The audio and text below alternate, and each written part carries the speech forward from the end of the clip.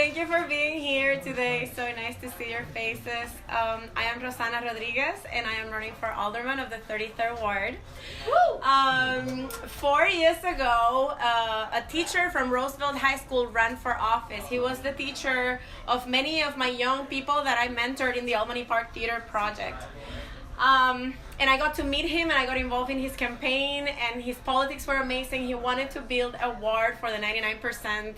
He wanted to make sure that everybody who lived in our ward had access to resources. He actually ran because he loved his school, and he wanted to make sure that the school was funded and that they had all the resources that they needed in order for the students to be successful, and the teachers as well. So I got involved in his campaign, and we were 17 votes away from a runoff with Doug Mel, which was incredible, right? Because we have had this entrenched dynasty in our ward, and I don't think that anybody actually thought that we were going to get, so far, but we did. So we decided that this was totally possible. Now, I did not think that I was going to run for office. I actually never thought that I was going to run for office because I've been a community organizer forever. And I never saw myself as somebody that would occupy an institutional space like that or have that kind of institutional power. Through the work that I have been doing in the last 4 years with 33rd Ward Working Families, which was the organization that we founded after we didn't get the seat 4 years ago, we have been advocating for housing and education and immigration rights. We have been making sure that we have workshops so that immigrant people in our communities know their rights and know how to protect themselves from ICE. We have been building a deportation defense network where we go downtown with people who are at risk of deportation or in deportation proceedings, and the community shows up so that the judges see that there's community behind our neighbors. We have put the rent control item on the ballot in the last election in March, and we were able to get 70% of the vote in every district where that went. And we did that by knocking on doors and talking to our neighbors and talking about how important it is for us to be able to advocate for the things that we need, right?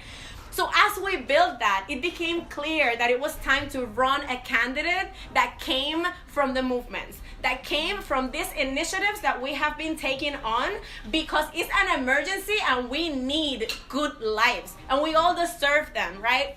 So I was asked to run about 1.5 years ago.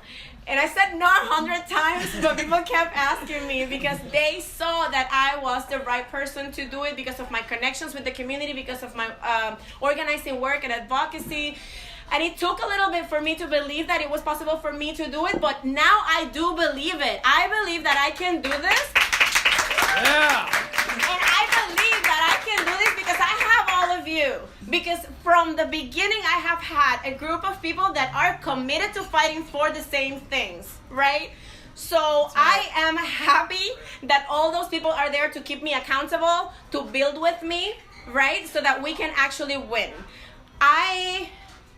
I said yes to running on a platform of neighborhoods for the many. What we want to do is make sure that we have access to resources, that our schools are fully funded, that we have affordable housing for people to be able to stay in our neighborhoods. Like, we deserve to stay in our neighborhoods. We deserve to have a place to live, right?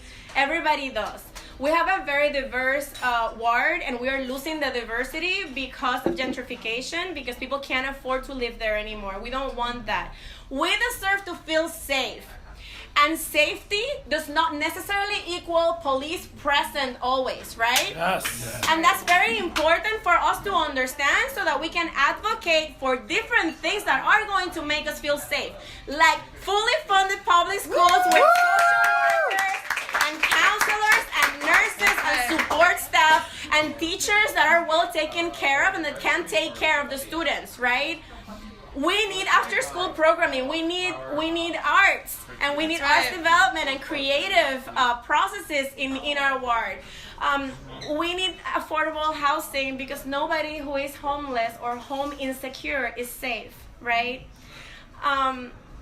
So we need mental health care. We need for people to have access to mental health care, because a lot of people get taken by the police and end up in prison just because they're mentally ill. And we shouldn't treat people like that, right? So there's a lot of things that we can do in order to keep our communities safe that are not necessarily policing.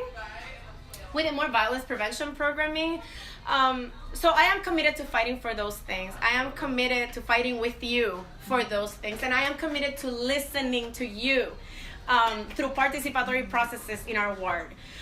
So I am really happy that you came here today. I welcome your questions. I welcome your input. And I really, really want to build this with your help and with your support and with your solidarity. So we're going to go get this. We're going to get that seat, and we're going to do it together. I'm going to take you with me to City Council, okay? So, I'm sure you loved what you heard. We still have 8-9 days until the election.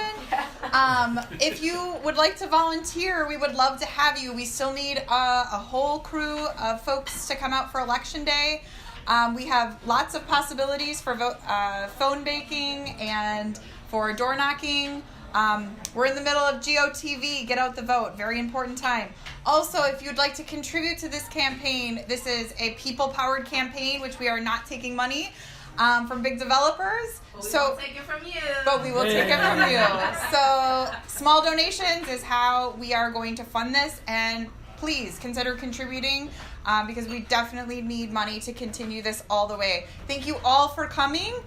Please help yourself to something to drink if you haven't already, and stay and chat for, I guess, as long as you'd like.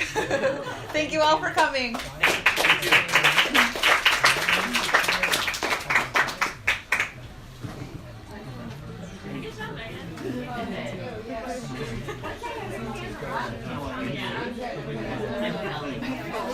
Ran out of numbers.